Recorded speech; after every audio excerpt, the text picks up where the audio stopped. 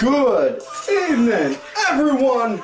Welcome back once again to Vicious Rants. And of course, I'm your host, your YouTube Messiah, and often imitated, never duplicated superstar Tim Vicious. And we are going to be going over Money in the Bank as well as the Fallout Raw this week on the show. Now, Money in the Bank was on Sunday, Father's Day. No, I said it last week, say it again this week.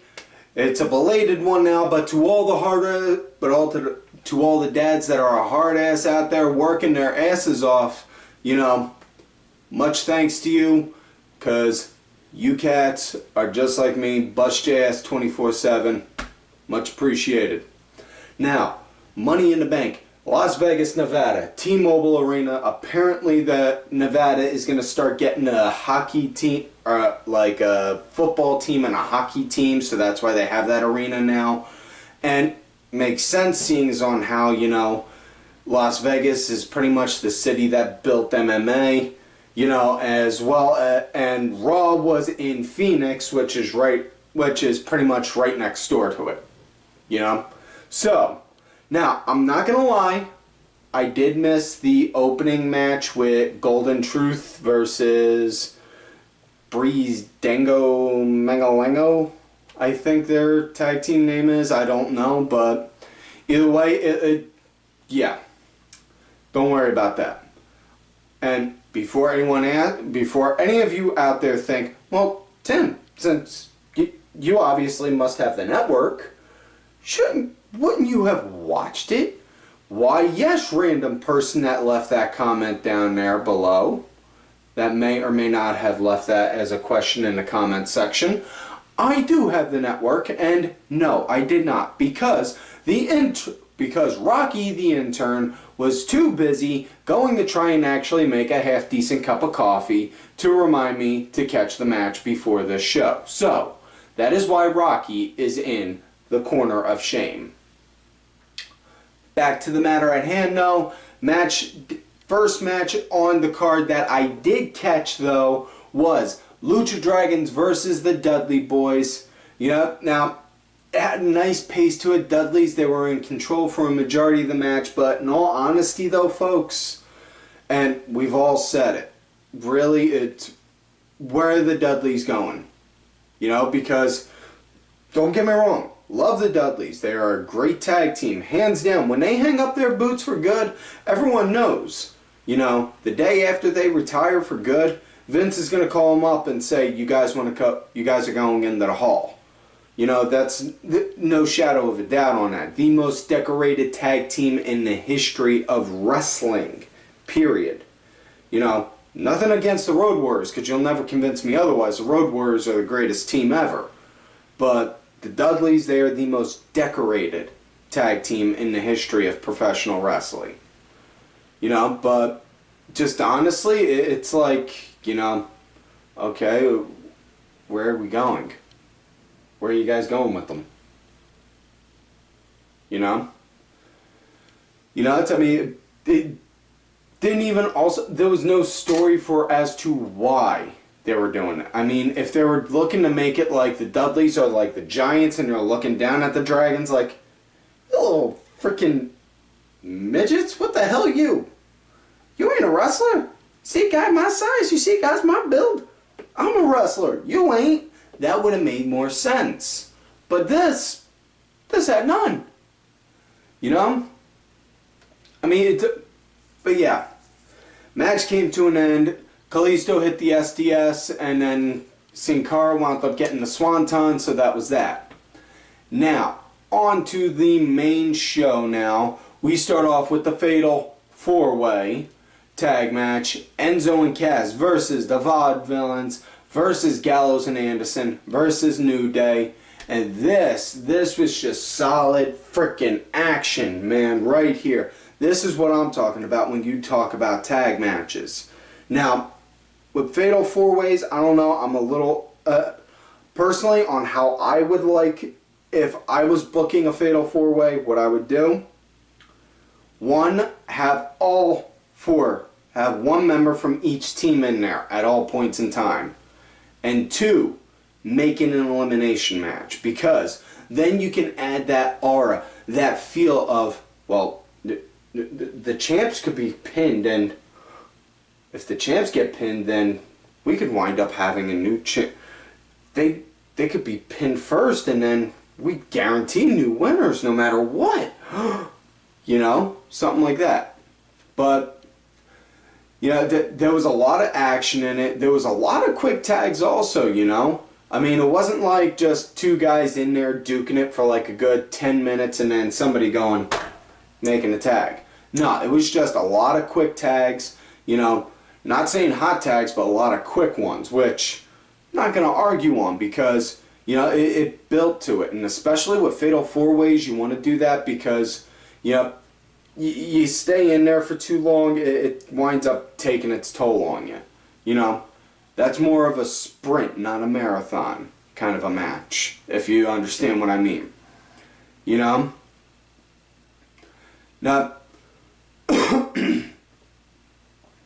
it's that, and also notice there was like some hesitation at some points during a lot of guys' moves, you know, and not just in this match, but just in general, you know, throughout the night. But not knocking anyone for that, because, you know, it's a lot of guys, you know, a lot of the NXT guys got moved up to the pay-per-view, and yeah, got moved up first time on pay-per-view, so they're a little iffy, a little worried, you know, and, you know, okay, I understand, but fuck a doodle do, man.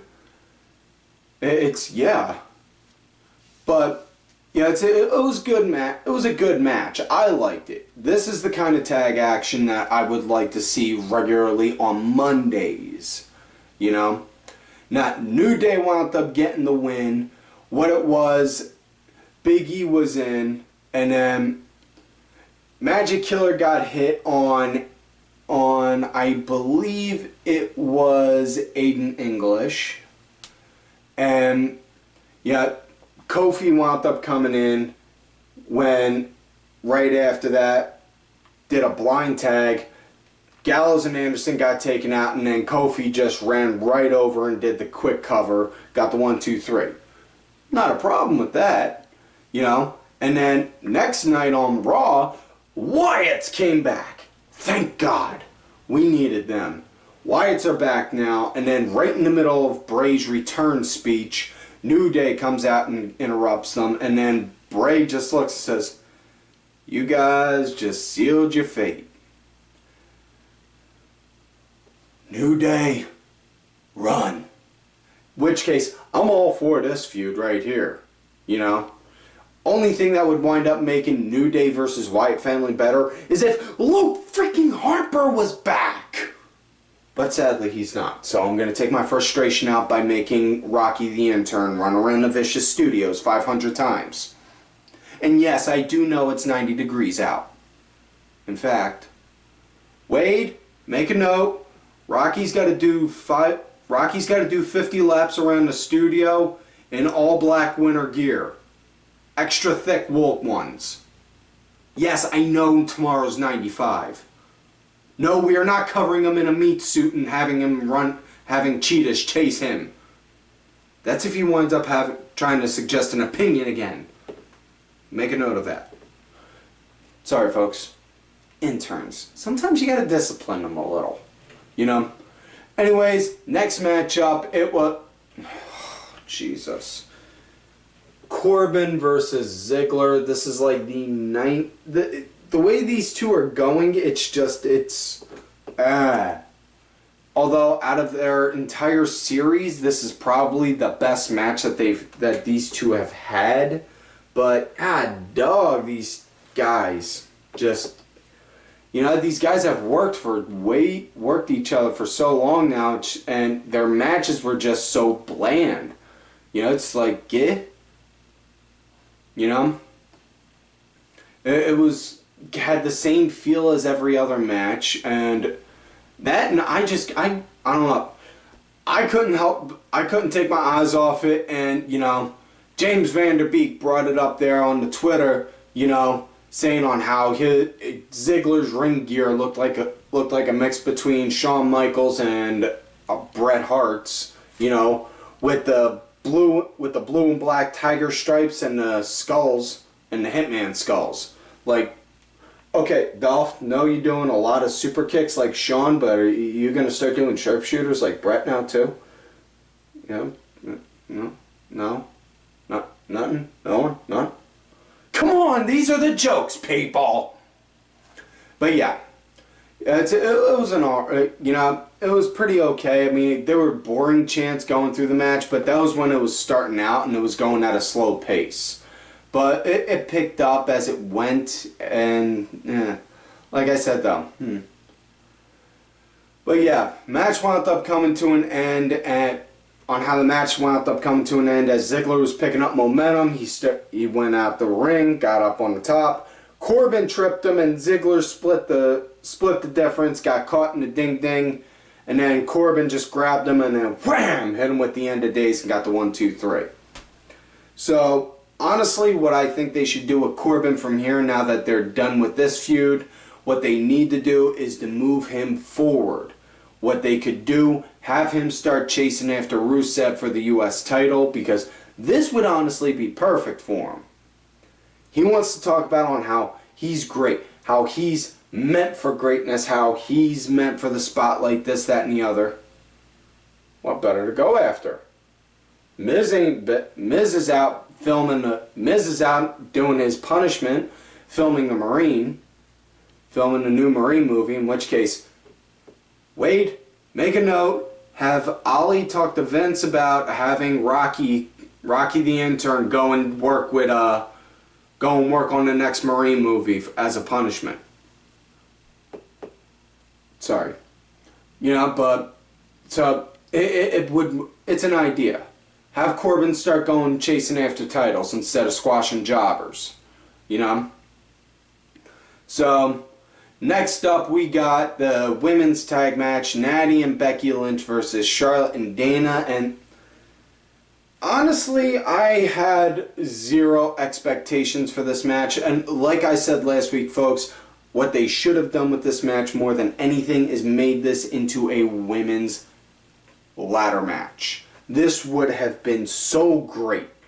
As best to my knowledge, only one promotion has done a women's ladder match, and that was OVW, where they had Taylor Hendricks, Lady Tapa, and the Blossom Twins going and doing one. You don't know who any of those names are. Look them up on the YouTube after you're done watching this, of course, because, you know, why divert yourself from the YouTube Messiah?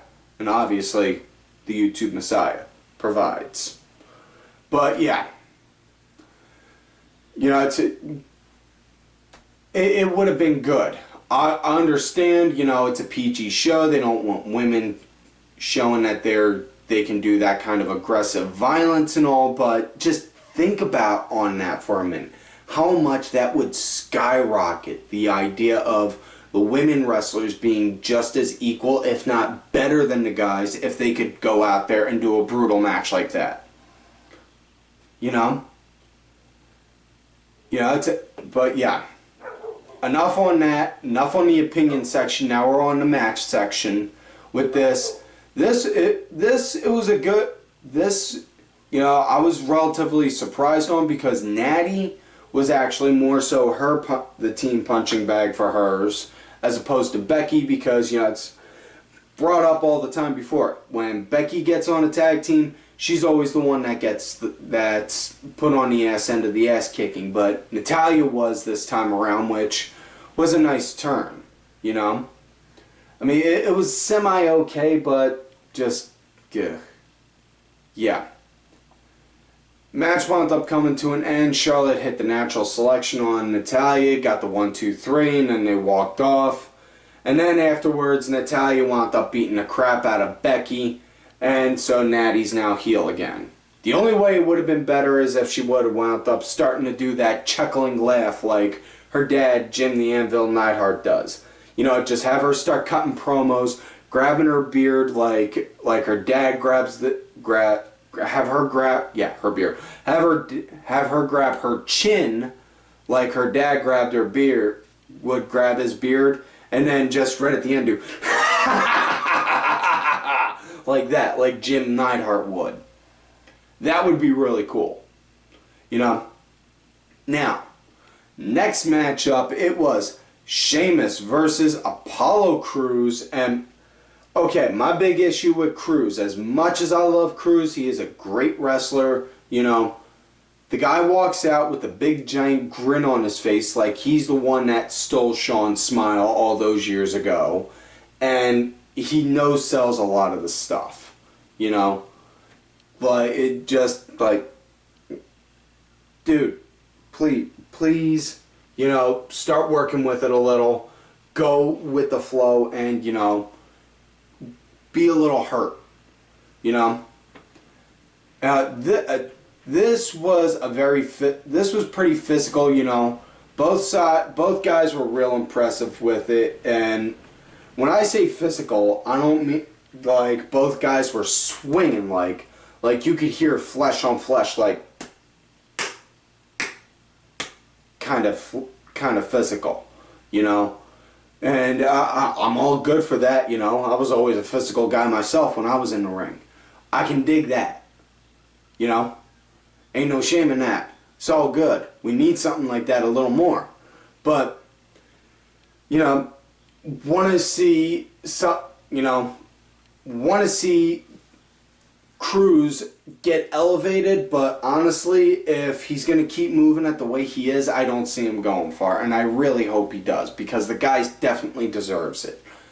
You know, the match came to an end when Sheamus, he had an Irish curse backbreaker off like the top, and then he went for a pin, 1, 2, and then a kick out, and then Sheamus arguing with the ref, and he's sitting on his ass while he's doing it, and then Crews rolls over, boom, gets him in a crucifix roll up, 1, 2, 3, and then boom. So yeah, and then he gets out of the ring and he's just run in the air like, yeah, I won, which again, the no selling. I mean, dude, you took an Irish curse backbreaker off the top, you know, instead of just being like, like that, you know, you could have been like nursing your back, like, yeah, now what? I'm gonna grab a nice pack and I'm gonna celebrate my win now. You know, something like that. I think if they do that. Now, next matchup, Cena, AJ Styles versus John Cena. And this was freaking awesome right here, you know. And more to the point, big surprise with Cena was he came out with his Pabst Blue Ribbon design shirt. Now, y'all may not notice, a couple weeks back, they made the design, Pabst Blue Ribbon, wound up getting all bitchy like, threw out a thing on Twitter saying, hey WWE, we have a wrestling move of our own. It's called a cease and desist order for copyright infringement. And John Cena, we're pretty sure we can see you. And it showed a picture of Cena's design, and then it showed a picture of John wearing a PBR shirt. In which case, guys, really? You look at a majority of Cena's merch and it's a blatant copy of something. Don't go getting all pissy, you know? Because this is on how it went. PBR won the first match. They took down that merchandise like almost instantly after it got put out. And then, when the rematch occurred, Cena kicked out at 2 and then wound up getting the merch to come back. You know, typical Cena fashion. But yeah. In which case, sayings on how I have no connection to Vince McMahon, you know. Aside from him constantly begging to buy my show, I can say this loud and clear without fear of getting yelled at like Cole did. Cena's pretty much unstoppable. But yeah, the crowd was really majorly into this, and I loved it. It was a good back and forth pace with Styles really kind of leading it. Like, it was a good back and forth dancing. But Styles was leading the dance, you know? And this was just beautiful to see, you know? And as much as I always joke on Cena, and all the jokes are given, do got to give the man respect where respect is due, on the fact that he's willing to go walk into the ring, put his life into his opponent's hands in order to provide me a sense of entertainment. Whether it's a 5-second match where he walks in there, gets popped right in the face and then falls down for a pin, or whether it's a 30-minute Iron Man gauntlet match, whatever the hell. You know, he's willing to do that. And I tip my hat to him on that. You know, other than that though, you know, I just, my big issue with Cena is he's been on top for too long and he keeps coming out on all of his feuds on top too much. You know? But with this was a really great match. Really loved seeing it. You know, I'm, you know, and we know we're going to get a rematch down the road. You know, especially on how the ending was, because as the match went on, you know, Styles wound up getting the calf killer in. You know, Cena got to the ropes. Styles hit the Styles Clash. Cena kicked out. Cena hit the AA. Styles kicked out. And then Cena caught Styles while trying to go for the forearm. Went to go set him up for the AA. Had him up on his shoulders. Styles grabbed the ropes to hold on. Caught the ref by accident. Got a ref bump. And then Cena hit it. Went for the pin. Ref was down. Anderson and Gallows came out. They hit him with the Magic Killer, and then they threw Styles right on top, and then the ref did 1, 2, 3. So yeah. So Styles won the initial match because of the club, and on Monday Styles came out, brought Anderson and Gallows out, and then they said to him, guys, I could have done it without you. Well, we know, AJ, but we were helping you. That's what we do. Well, I know, but I could have done it. Now, I think you guys owe an apology. Oh, sorry, AJ. We're sorry. I'm not the one you need to owe an apology to. And then out comes Cena, and then they give them an apology. And then Styles makes Anderson and Gallows give an apology. And it was nice to see. I don't know about anyone else, but I thought that skit on Raw was funny because it was just like, it was what, like, you see, like a kid trying to make another kid say he's sorry, like, you're sorry, right, Bob? Right, Bobby? Boom. Ooh, yeah, I'm sorry. Ugh. You know, like one of those kind. And then they had a match on Raw with Cena versus Anderson, which quickly turned into a 3-on-1 beatdown, and then just them standing on top, throwing them up.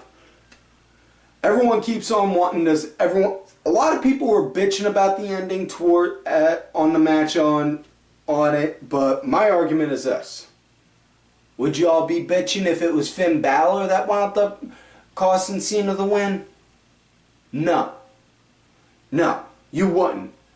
But instead, you're perfectly okay with the guys that have been on Raw for a couple months now to give them the win. No. In fact, honestly, Balor shouldn't be brought up until after SummerSlam. That's my opinion. I'm going to throw it out there now. You know. Sorry. Now, that said, now we're on to the Money in the Bank ladder match. Which case, I don't know about anyone else, but honestly, I think this is probably the most physically demanding match of all year and probably the most dangerous in WWE because you see so many ladders. You know, you'll get a one-on-one ladder match, you'll get a handful of ladders. You do the Money in the Bank ladder match, you got like it's like you're walking through the ladder section in Home Depot, you know, and it's just like, whoa. You know, I mean, it's over the past couple years. You've pretty much seen at least one guy a year get an injury, whether it's a major or a minor one from it. You know, and this had a really extremely good amount of physicality in there. It was just to the point to where a majority of the time, while I'm taking notes, I'm like, whoa. I had to actually stop myself and be like, dude. And if you're doing the slap count, folks, that's 2 so far during the show. You know, like, just like, whoa. Whoa. You know, to get myself to remember to take down notes. A cool thing was Del Rio hitting the cross arm breaker on Cesaro using the ladder. You know, just like, whoa, shit, dude, that's some serious torque and pressure on there, on that arm. You know? And then Cesaro doing the Cesaro swing on Jericho, and then while in mid-swing, spinning around, and then wham, tossing Jericho right into the ladder, you know, which, damn, that is good to see. That was cool to see.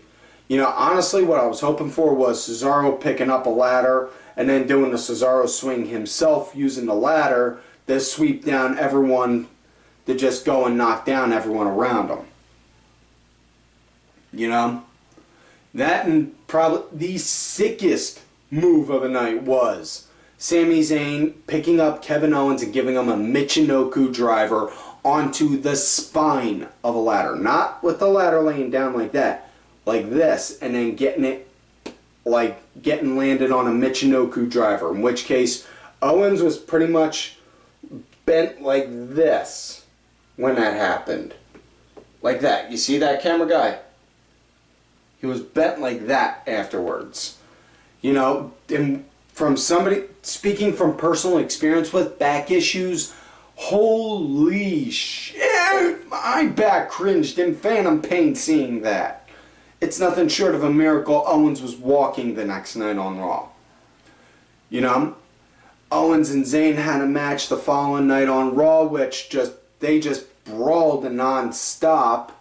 You know, Zayn got the win during the match, but afterwards, those two just kept going and going and going. But, digressing.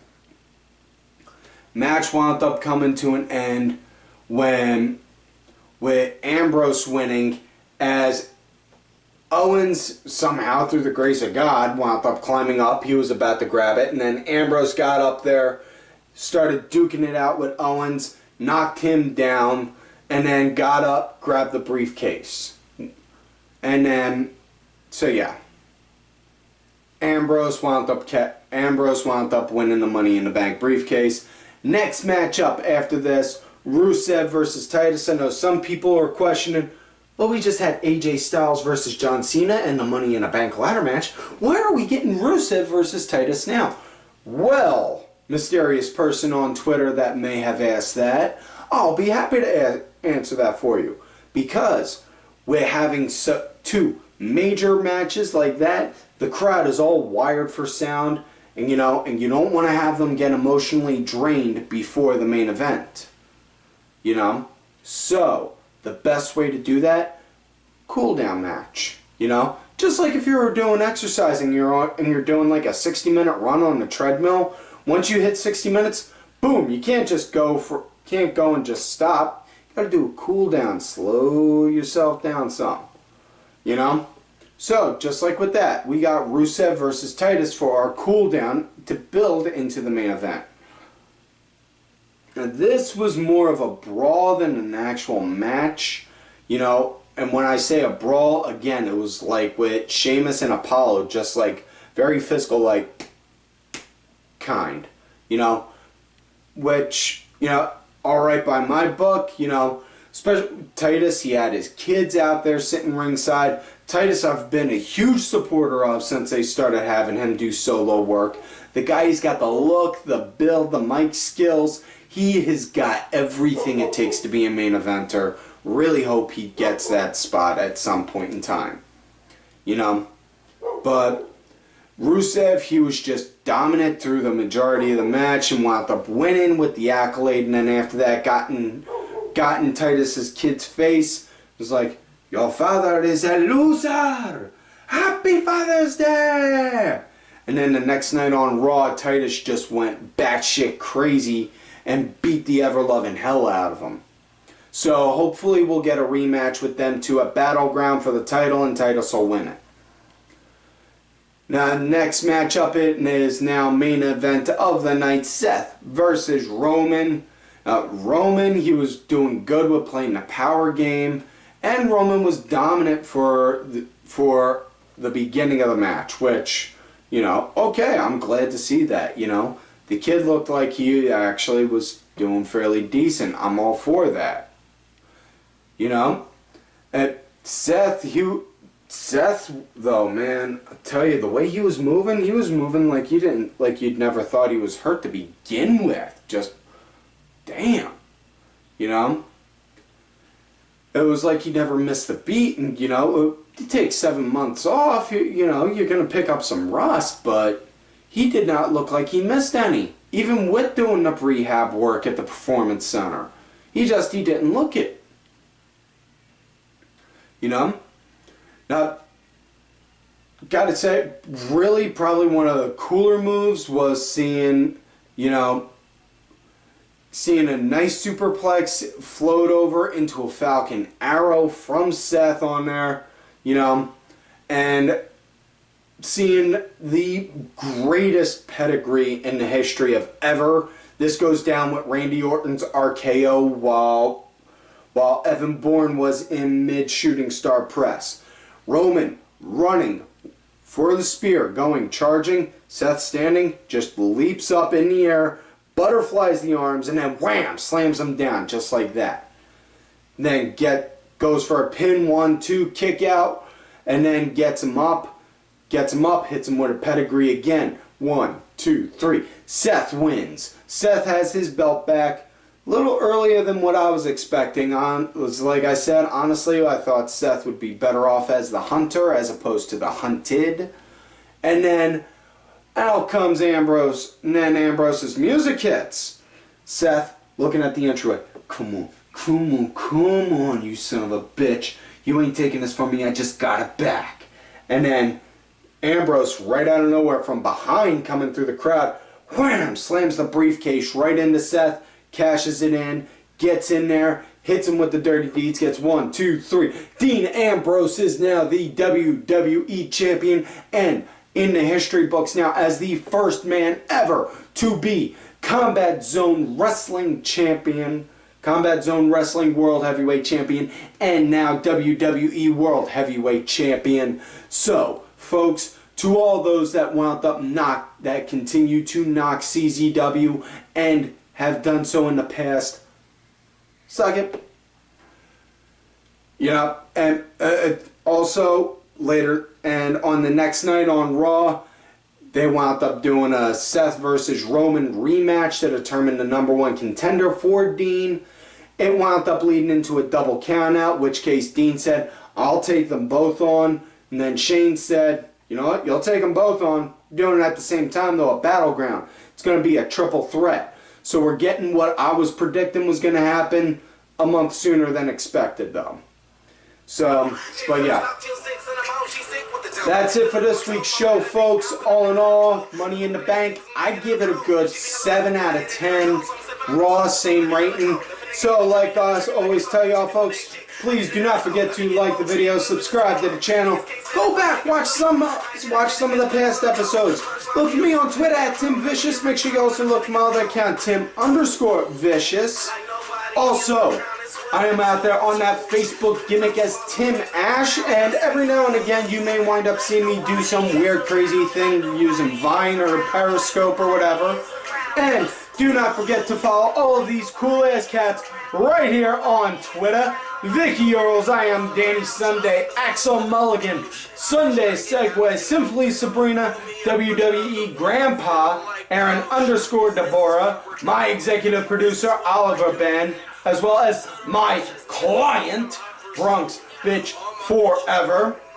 And folks, like I always tell y'all, you love me great, you hate me. Fuck yes.